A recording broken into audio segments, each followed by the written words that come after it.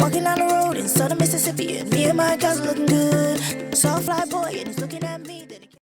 Hi guys, welcome back to my channel. So this video is kind of related to pop culture, Nigerian pop culture. Yeah, it's a sad story because it's about a breakup of a popular Nigerian singer, female singer to be precise, Tiwa Savage, and her husband. They were married for two. Or I don't know if I think they are still. I don't know, but well, they got married like 2014. So maybe they are still married or they were married, but 2 years now, and they have a child, a beautiful child together. So a beautiful boy or an handsome boy. Sorry about that, an handsome boy. So they have a kid together, and so it was all over social media. It was buzzing about, like, from I learned about it on Friday, so I think on Thursday in Nigeria, yeah, because of the time difference. So yeah, so it's really sad. I'm a Savage fan. I love her music. She's hot for a woman. She's talented. She's driven. She's beautiful. She's humble. She's everything. Like, from what I can see from the outside, she's relatable. I've never met her in person, but she looks really cool. And her husband, I don't know anything about him, but I knew that he was the one that helped her come up in the Nigerian industry. Even though she's done a lot of work back in the US and in London or UK. Yeah, in UK. I don't know what city, but in UK. So it's really hard for me to talk about this because it's a delicate topic, or it's a delicate matter, like I said, regarding her marriage. But there's one lesson I learned from this, and there's one lesson, that lesson is what I'm trying to portray, or I'm trying to share with you guys. The lesson is that um don't let social media pressure you. Don't let social media trick you into believing that everything is perfect, that everything is worth it. I am I used to be I yeah, I think I used to be like that. I used to make people's life reflect how my life should be. I used to feed off people's business and be like, why is my life not like that? Why is this not happening to me? You understand what I'm saying? And at the point, it was making me very vicious and very, I don't know the word to use because it was an ugly time in my life. That's when I just finished uni and was kind of looking for a bearing, like, what am I going to do with my life now? The next thing, coming from a Nigerian background, the next thing is, once you finish uni, you have a boyfriend, you should, be working towards getting married. And I studied history and international relations in school, so I picked that course because I didn't have a choice. It wasn't what I really wanted to study. What I wanted to study, my father didn't approve. So long story cut short, I wasn't really passionate about what I studied in uni. And okay, I was trying to chase what I wanted to do, but the opportunities I was getting was not really, or the opportunities I was hoping for was not really coming, and the ones that were coming was Steve. I'm trying to be a radio presenter. I love radio. I just love media.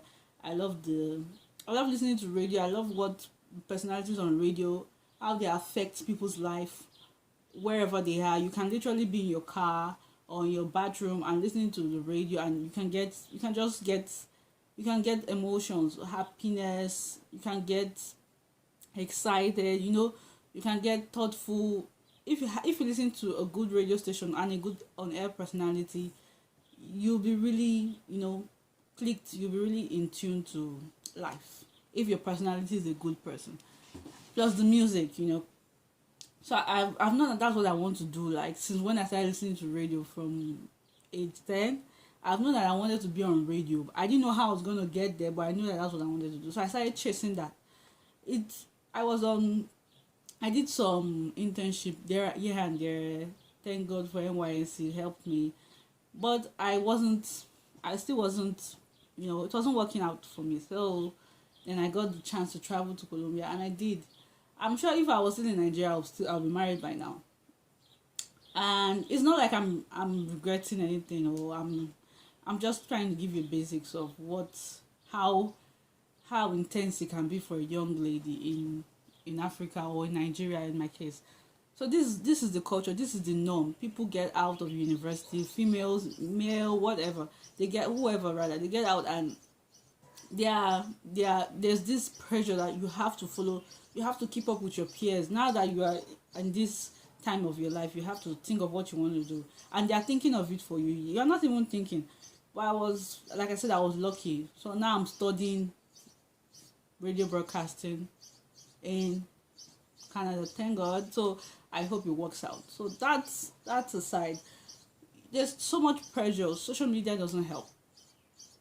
That time, it like 3 years ago, it used to be BBM. So people will be like Elegushi chilling, VIP in the club, changing styles, taking pictures, making you feel like, wow, you have to keep up to this lifestyle. And it was really a trend for a long time before Instagram came, before Snap is new.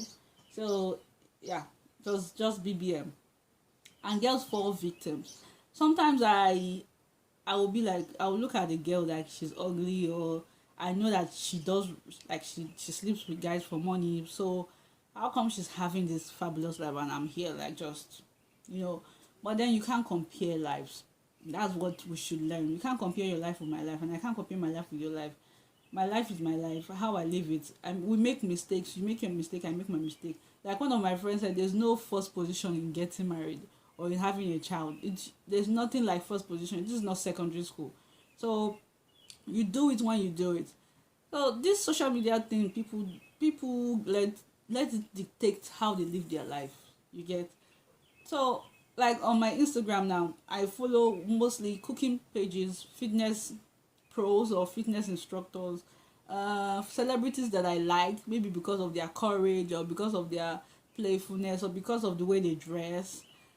Uh, who else? People that I look up to career wise, like Wendy Williams, I follow her. She doesn't really post so much personal stuff, but it just gives me joy. Who else do I follow that's in pop culture? I follow Tools, I follow Gbemi. I like Gbemi because she's very outspoken. She doesn't care. I like people like that. People that are not biased. People that know when to say the truth.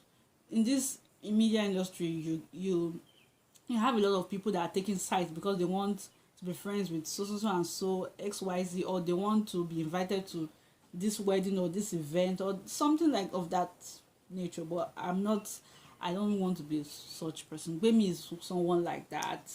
I follow, who else? IK is huge. IK was one of the people that I started listening to after I finished, before I got into the university. I was at home for a while, so I used to listen to him and his wild parties he used to host.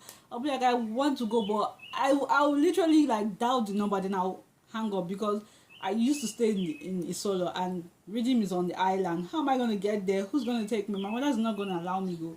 So stuff like that. Urban Richa, I follow people that inspire me, people that I look up to. I have to have like an attraction to them. So you're not going to see me following like babes that we know that, truthfully, we know that you are not making this much money. So how are you affording this lifestyle? I'm not judging people. I'm just saying I don't want to follow people that are going to make me second guess my existence or something. I don't want that kind of. I don't even want that thought. I don't want to feed into that monster. That's why I'm just like, okay, stay on your lane and stay on my lane. So with all this being said, you have to evaluate your life, where you're coming from, your family, people that matter to you. People that don't matter to you don't matter. People that are not important, people that have affected your life is who you should idealize, or people that you look up to. Tiwa's marriage was, we don't know what was going on in the marriage. All we know, I don't know. She said she made a mistake from day one. People with different opinion. I have my opinion, but my opinion doesn't matter. She has done what she wants to do. But then, the mistake was hers. She made it. It's a marriage, so we shouldn't judge her and her husband. But she said something that was really important. She said her husband was trying to live up to a life that he cannot afford, and that's what I took out of that interview. Her husband was trying to live a life that he couldn't afford, and we do it all the time. Like, for example, I'm here, my parents are helping me out with my fees. I'm also trying to get my finances together, working and stuff like that.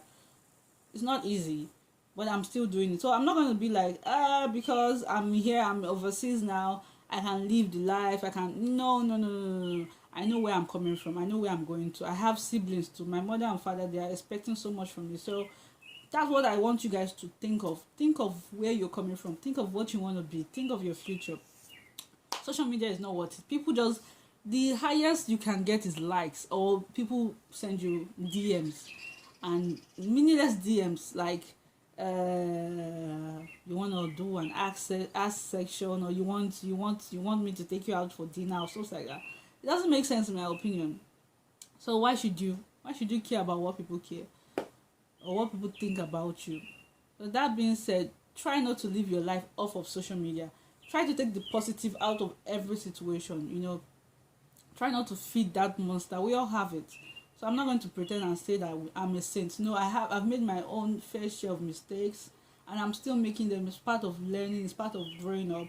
But I'm just saying, try to look at every mistake in someone's story. Don't just make fun of them or laugh at them. Laugh at what their situation. Try to educate yourself from someone's mistake, so that you don't go through that mistake. It's because it's not going to be funny. On that note, I hope you guys have enjoyed this video. I wish them all the best. Like I said, I don't know them. I don't know anyone that's related to them, but I wish them all the best, especially Tiwa. She's a great singer. I love her voice. I love her delivery. I love everything about her. So, and the sad part that she lost a second baby, while she was in Jamaica. That was really sad, but things happen. So on that note, guys, thank you for watching. And if you don't know who Tiwa and Tilbis are, I'm going to look for the video and link it in the section comment. I think they have a video about their wedding. I don't know. I'm just going to, if I don't find a video, I'm going to link one of Tiwa Savage's music videos. She's really talented. Like, she's talented. So, and she's worked with Mary J. Blige, to name a few. She was on TV show, a music TV show. I think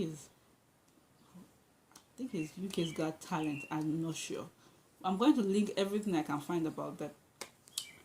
Till next video, guys. Thank you for watching, and always take the positive out of every misfortune, out of every sad story, out of every situation around you. Bye. Looking at me, then he came and said, hey, what's good? Hey, pretty girl with the big, big booty. What you doing in my